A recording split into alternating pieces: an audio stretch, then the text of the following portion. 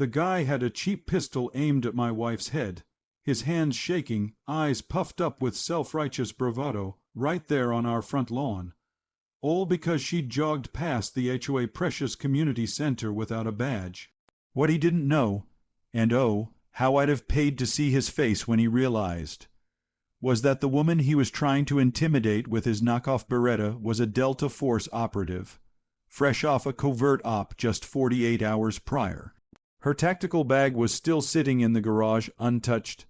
Now she stood there, facing a glorified mall cop who held his gun sideways like he'd binged too many action flicks. I knew she could have taken him down with a twig and a paperclip, but she gave him a chance to back off. He didn't take it. Things got wild fast. We'd moved to this neighborhood for peace. Ironic, considering my wife once disarmed a bomb in a sandstorm while extracting hostages. She wanted calm. A place to jog, grow tomatoes, maybe raise chickens.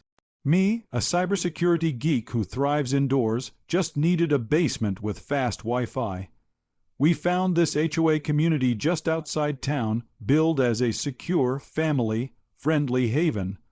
Their brochures glowed with buzzwords: tranquility, togetherness, optional socials.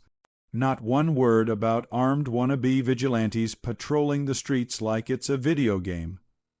We should have seen the red flags when we spotted the golf carts. 4 of them, parked outside the clubhouse, painted black with HSD, stenciled in bold white, Home Safety Division. They looked like discount SWAT vehicles, complete with cup holders and tacky decals. One even had a makeshift siren zip tied to the roof. I thought it was a quirky HOA gimmick, maybe for parades. Nope. These folks were deadly serious, issuing citations for unleashed dogs on your own property. Serious. We kept low for the first week. My wife, still decompressing from her mission, organized the garage and wired up security cameras. Routine, not paranoia. She said it grounded her. I holed up in my office, buried in code, ignoring Karen Baxter, the HOA president who greeted us with a laminated ID and a stack of clipboards. Her smile screamed unquestioned authority. She handed us a rulebook with gems like no outdoor laundry. Grass must stay under 2.5 inches, and my favorite, residents must avoid menacing behavior during leisure activities. When I asked what that meant, she smirked and said, "You'll know it when it happens."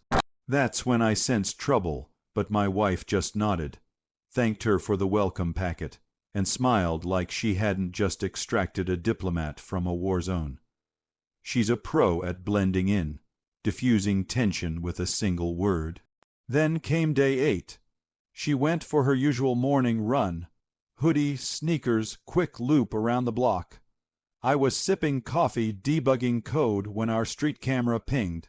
I thought it was a package delivery, but the feed showed 2 HSD golf carts blocking the road, my wife standing still, hands slightly up.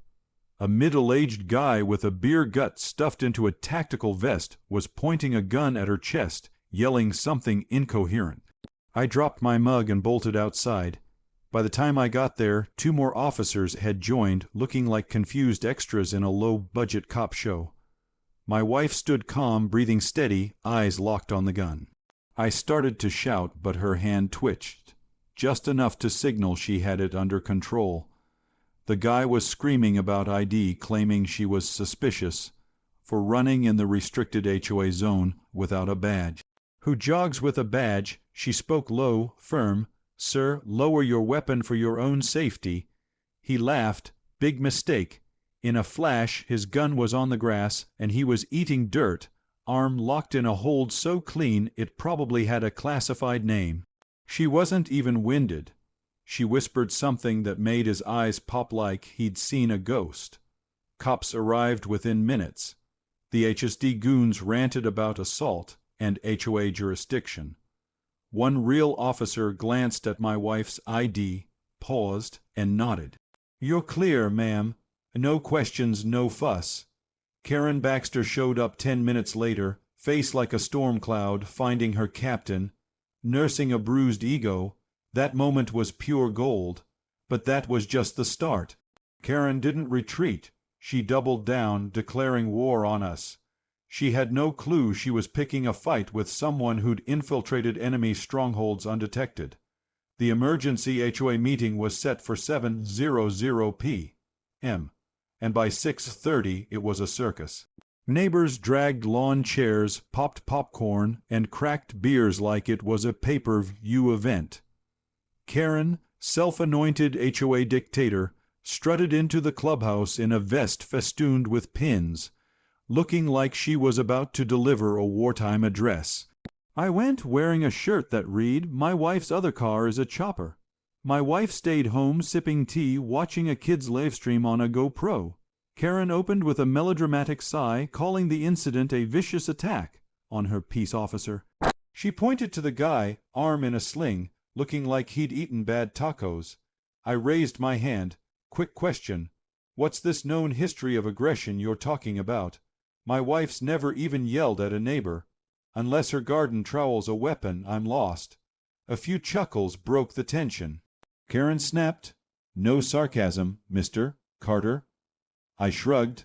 "Fine, just facts. Like how your guy pulled a gun on a jogger."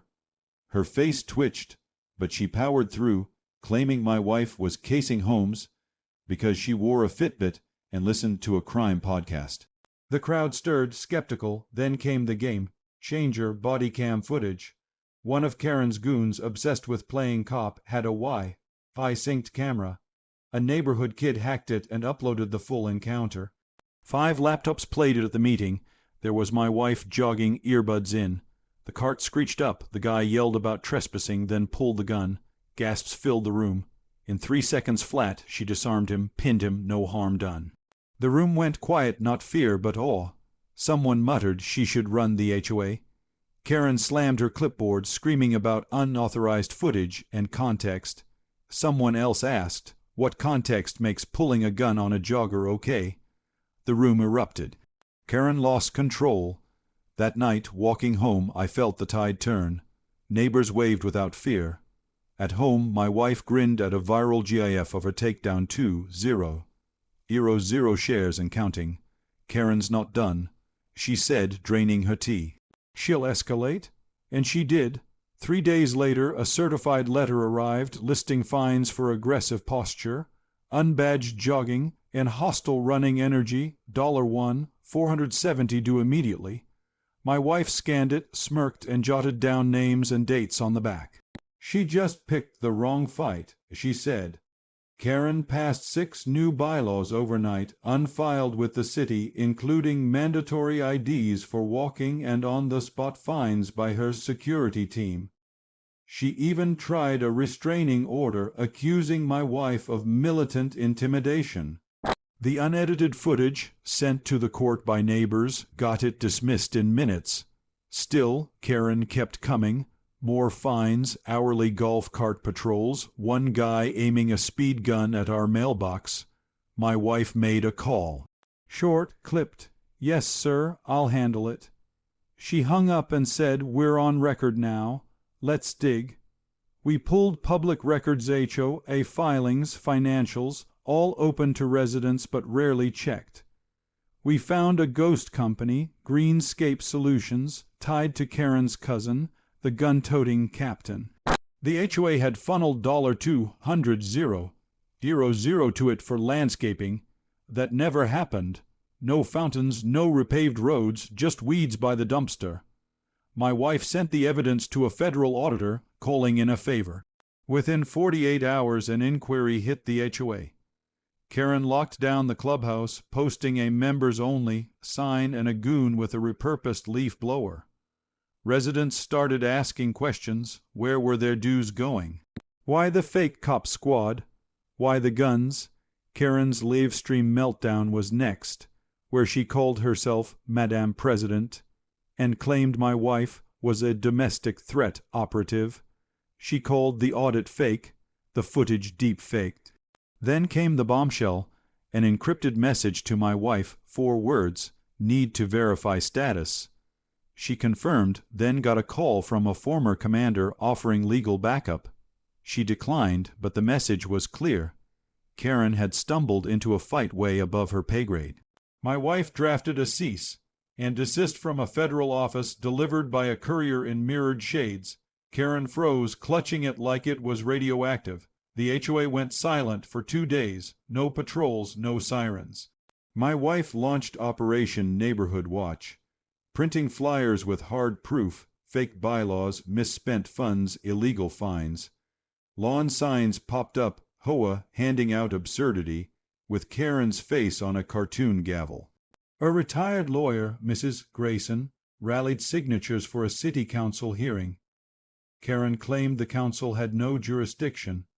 They disagreed. At the hearing, my wife presented like she was briefing a general. Fake company, misused funds, illegal bylaws, a recording of Karen threatening evictions. The crowd laughed. A council member asked Mrs. Carter, "What's your background?"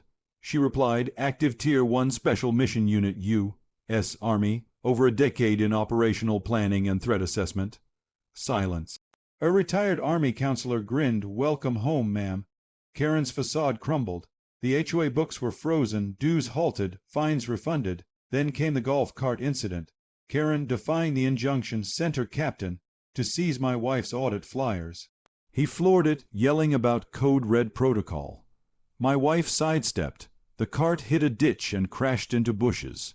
She retrieved her bag, dropped a protein bar by the guy, and said, "For your timeout." It went viral. The HOA disbanded. Karen vanished, rumored to be selling condos in another town. A federal letter ended all HOA enforcement. Life normalized. Kids biked. Lights stayed on. Neighbors shared zucchini. My wife jogged, gardened, and met with unmarked SUV. A month later, a military, sealed envelope arrived. A Defense Department commendation for civilian oversight. She filed it away. One night, I asked if she missed the action. She paused, staring at the stars. "Sometimes, but peace is the mission now." Then a black SUV pulled up. A man, military, sharp, handed her an envelope. She read it, eyes sharp with that old fire. "When do I leave?" she asked. "Dawn," he said. She packed light, left a note. Karen was practice. "This is the mission." At sunrise, she walked to the SUV, steady as ever. I sipped coffee, smiling. The new HOA president, a retired mailman named Ted, passed one rule: don't be a jerk.